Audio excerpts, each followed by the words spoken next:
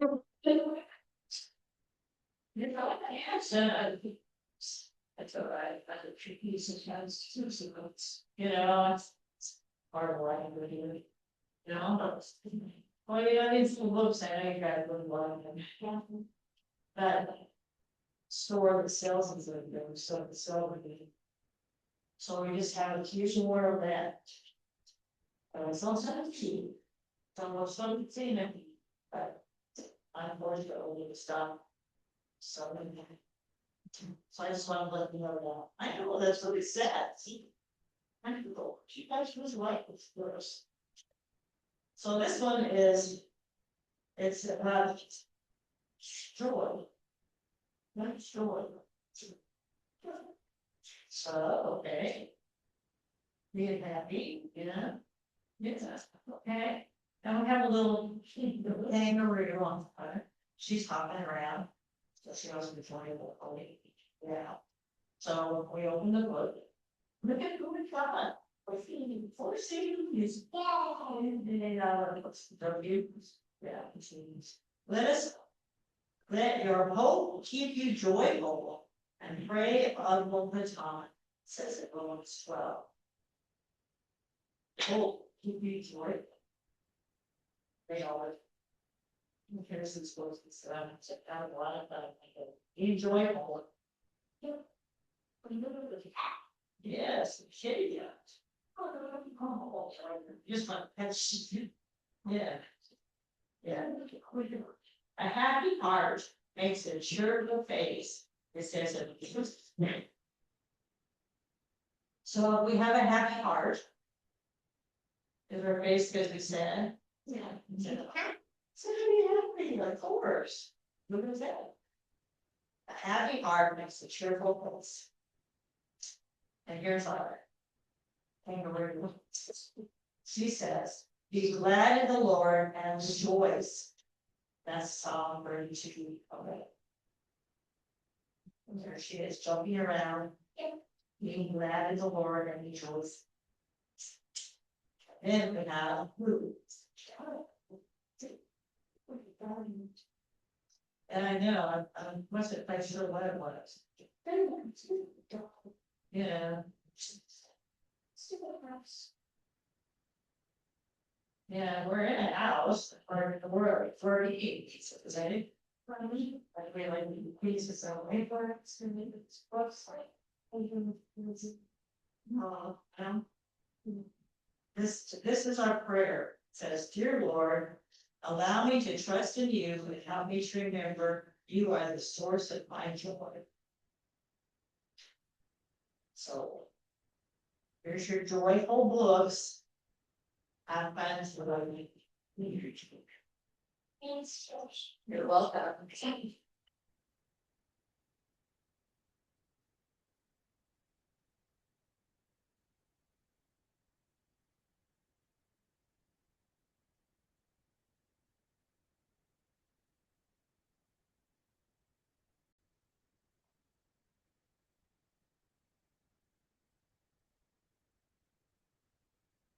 Imagine someone showing up in your town today. Before long, your social media feed just blows up full of videos. What's happening around Springfield?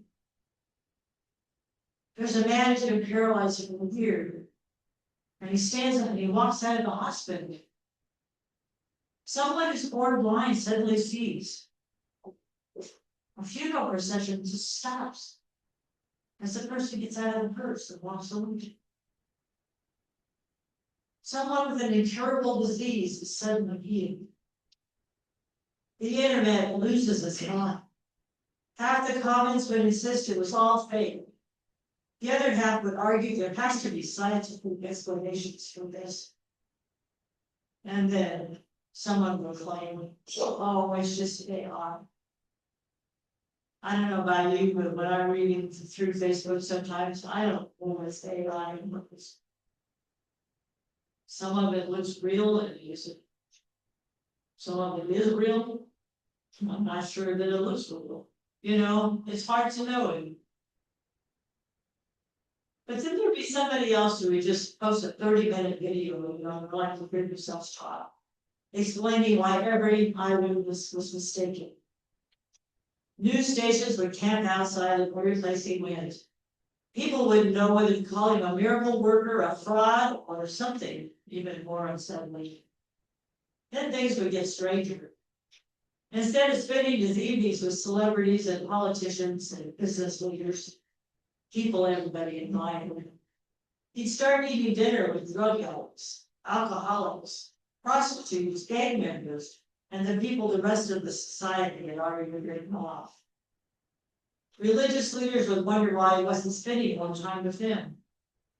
The respectable crowd would ask, why can't choose the people that they had spent years avoiding?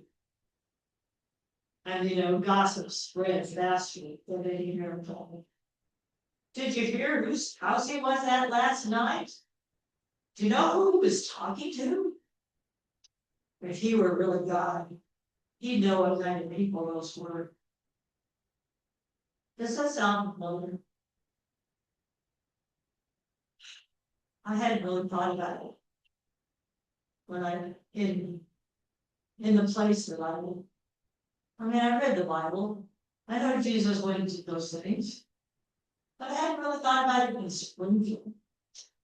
When Jesus came to Springfield. When we started walking.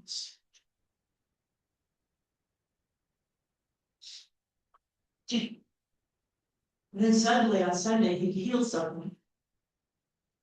And then some people would start arguing that he broke the rules. Of course, we would argue about that. And he'd tell wealthy people money couldn't save them. We already heard that, right? He'd tell the religious that looking holy on the outside will very little if our hearts are full of pride. And he would forgive the woman everybody was condemning. He would invite the man everyone hated for cheating people out of their money to come down from the tree because he was going to eat dinner at his house. He'd stop in the middle of the crowd because one white woman would quietly touch the edge of his robe. As I was thinking about that, I imagined the park. Sitting on the little park right across the street. The little playground there. I could see all the kids in the playground. On the tractor and on the machines, just swinging and just playing in the sand. And then all of a sudden, Jesus walks over there. You think they would stop? Really? Well, I know kids were curious, but of course they would stop and look. They don't want to know who it was. So I don't know about your kids, but my kids, if they were done, they would have gone over and asked me, what are you doing? And he would have welcomed. He said, come sit, be with me. I can't imagine the garden anymore the way it is, because I see that picture of the park. Wow. Jesus in the park.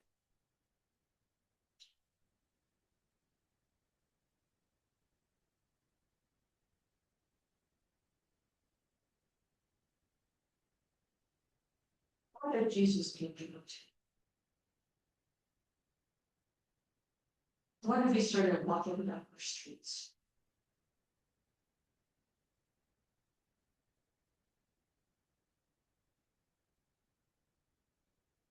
What if he stopped you and said, hey, what's up? I don't know. We don't think about using quite that language because of the Bible. But if he was walking around the streets right now, he'd probably say something like, hey, what's up? What you do? How's it going?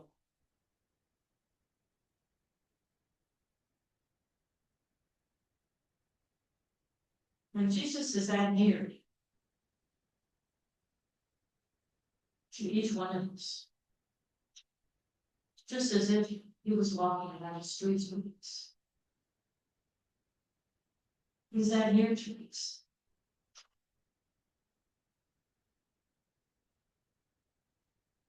He wants us to follow him. He wants us to be like the little kids over here. Come and listen to his words. Hear what he has to say. We can't really hear what he has to say unless we read the Bible before.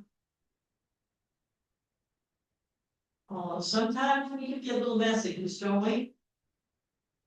Don't do that. Speak your kind word.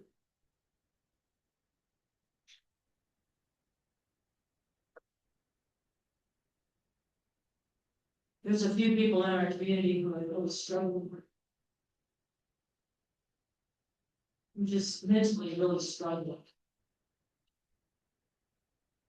And I've been trying to send them little encouraging messages a couple of times a day.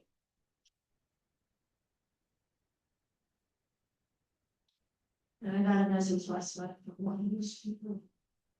And I said, oh, thank you. I realize now that my problem is that I haven't been trusting Jesus.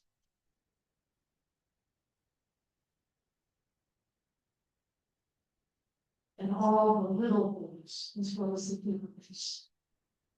Isn't that where we are? Not able to trust Jesus in the little things, but trusting in the big things. Also, it's the little things we sometimes forget to trust.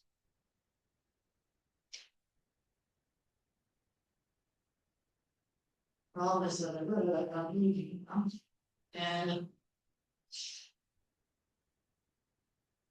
when I just thought that all the places that Jesus could go to in my town, that maybe we don't go to, or that we're ashamed to go to.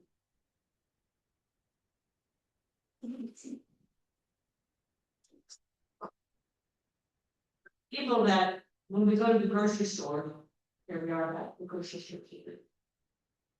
Well, we live in a small town, I think that's where we go to places where we meet people. Farm bureau, grocery stores, places like that. But an elevator. And you start talking to someone. It's been amazing to me sometimes the conversations I've had in the grocery store. Where people have just all of a sudden, you know, shared what's on their mind and their struggles. That's because we are accessible, like Jesus was. But we want to be like him. And I love all the songs we sing. They really led up to this. That we want to be like Jesus. We want to keep our eyes on him, but we also want to love like him. That's what's hard, isn't it? Loving him. Sometimes when I'm in the store, I want to just get my stuff and leave. And then all of a sudden somebody starts. Half an hour's gone by and I'm still standing there, leaning on the car, talking, discussing the woes of the world.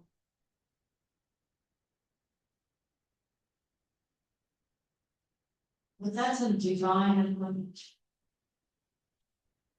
I really believe that God gives us divine appointments. Appointments to be with people at certain times when they lose you.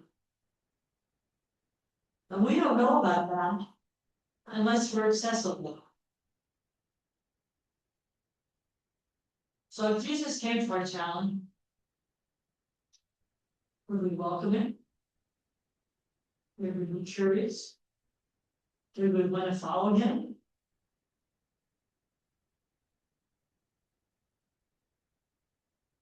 Would we be where he was going? Would we be surprised at some of the places that he went? sure he'd get the lost spot. Most people have got stories in here. I mean, healed.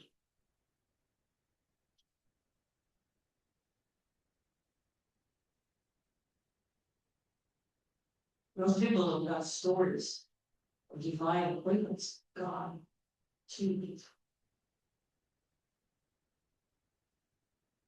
Apologize completely.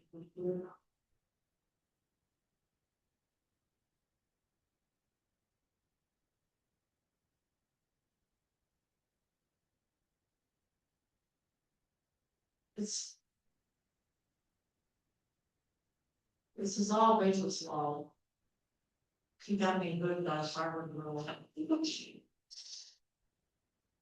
Harvard girls that want to get up with this silly idea that Jesus be in your town history. I read it the first of the week and it has to like go. I read other things by her this week that, this is the one that stuck with me. What if Jesus came here? What if he came to church with us? What would he say?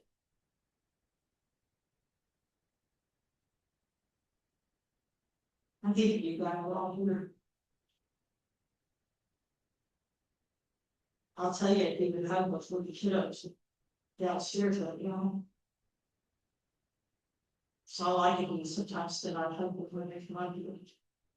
Or always it's just stumble. So what's his true feelings?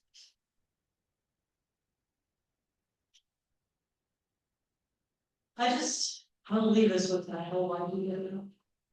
As we walk through our days, we go our places that we go, and do the things that we just normally do.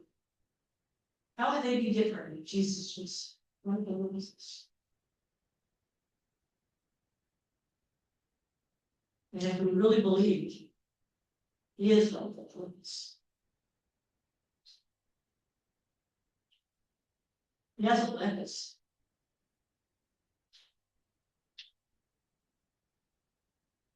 The verse I came up with was 1 Peter 3:2. In your hearts revere Christ as Lord. Always be prepared to give answer to everyone who asks you, to give the reason for the hope you have. But do this with gentleness and respect. We need to always be willing to share about Jesus. But we also need to be ready to hear about experiences and struggles.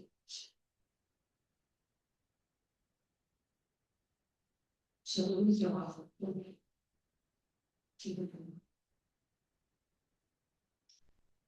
sharing our faith means welcoming the stories of others, no matter where we might be.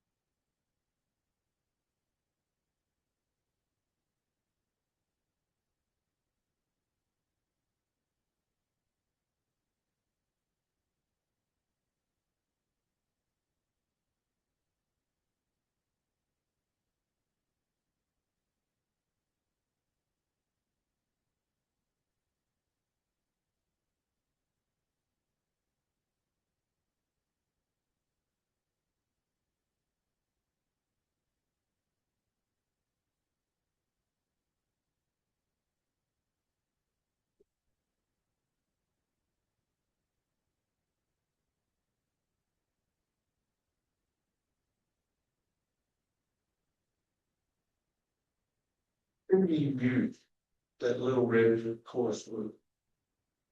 Number 86.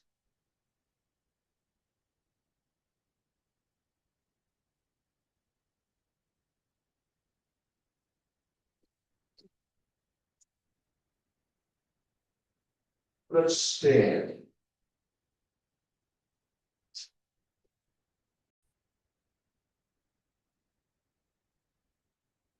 Try to find you to be gracious. And the Lord with them is coming to final and he peace.